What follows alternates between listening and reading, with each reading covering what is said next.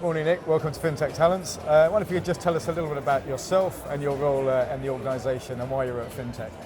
Absolutely. So I'm Nick Mothershaw. I'm Chief Identity Strategist at the Open Identity Exchange. The Open Identity Exchange is a members organisation. We're a not-for-profit, Right. and we have the vision that all of us, you and I, can have a digital identity, and that identity is trusted and reusable. So we can use it wherever we go to prove who we are, and importantly, not just who we are, but also what we're able or entitled to do. So for example, coming here today, I had to show my COVID certificate, Yep. so that should be part of my digital identity. And I should simply be able to say, it's Nick Mothershaw, and I'm COVID safe in one single transaction as I come to a venue like this. So that's our vision, that we all get that digital identity, which sounds simple, but it's a pretty complex and pretty lofty vision. Okay. So, yeah. And in terms of identity and FinTech, how does that fit in with other trends we might be seeing, or any indeed disruption from that for FinTech and the financial services industry in general? Yeah, so identity in terms of digital identity and finance are very closely linked. So your ability to access finance, to prove who you are, to open finance, and a lot of FinTech is about getting your data and sharing it. So it's important that that is shared with you and that is retained by you. So from a FinTech perspective, digital identity will enable them to identify who they are getting data for and storing data for and sharing data from, in terms of all the exciting things around affordability assessments and cross-products offers that the FinTech community are doing. So the two things absolutely connect. The thing with identity is it's not just about finance. Right. So my digital identity should work for me across finance, all aspects of finance as well, not just managing my current account, but sort of accessing my pension, buying and selling a house, employment checking, accessing venues, proving my age, getting on a flight.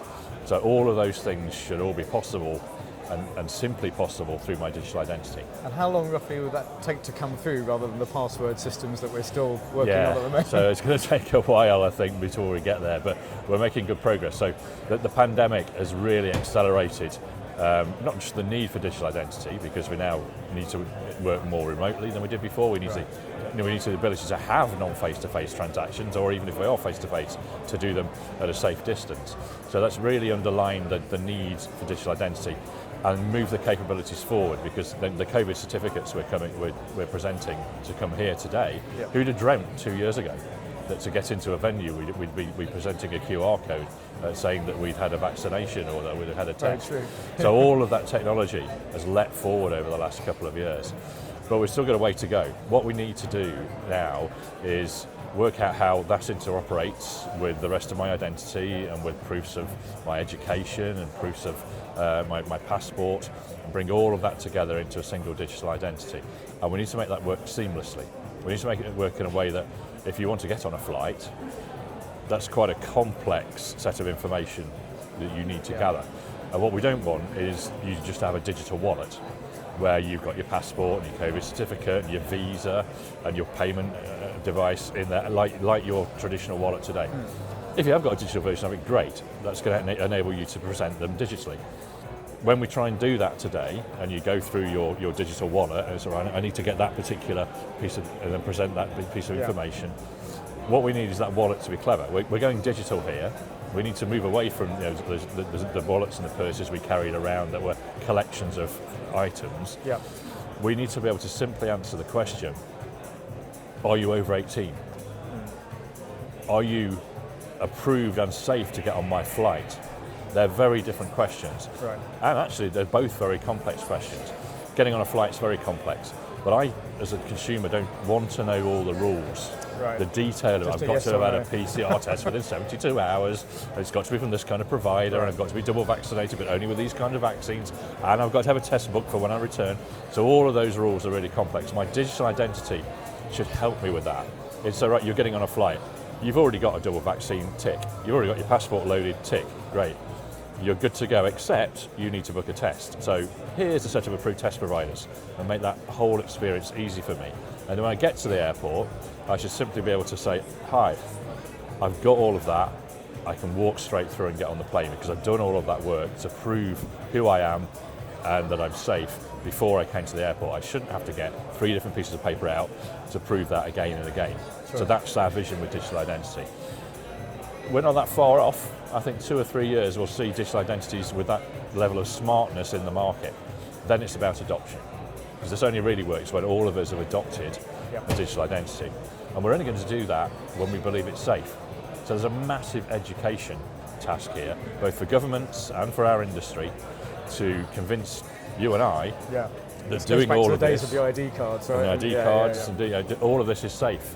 And that when I prove I'm 18 at this bar and the next bar and the next bar after that, the government isn't getting all of that data.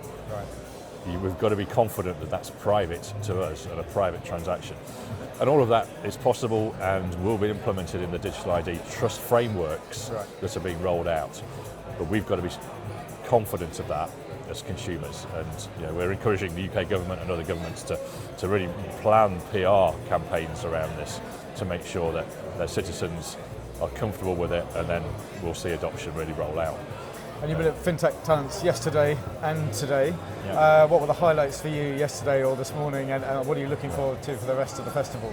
I think the first thing is it's great to be back at events like this, where we're all able to sit together and network. So the networking, which we just haven't been able to do for the last couple of years, is really the highlight for me. Just being able to meet colleagues, many of whom I've met online, face to face, but it's those side chats and those connections you make. But in terms of the content, what we're seeing on the identity side is lots of focus on decentralization, and that's part of the making it safe and secure approach.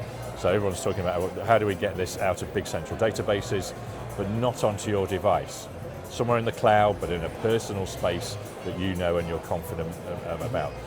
We are talking a lot about communications. We're talking a lot about the need for trust frameworks and rules. We're acknowledging that actually the technology is there. This isn't a technical problem anymore. This is a rules problem, it's a legal problem, and that's coming out again and again in each of the different sessions that are in the identity stream. So I think that's a really consistent theme, which all culminates in that communication and user centricity. It's got to work for the user. That's what everyone keeps saying, it's got to work for the user.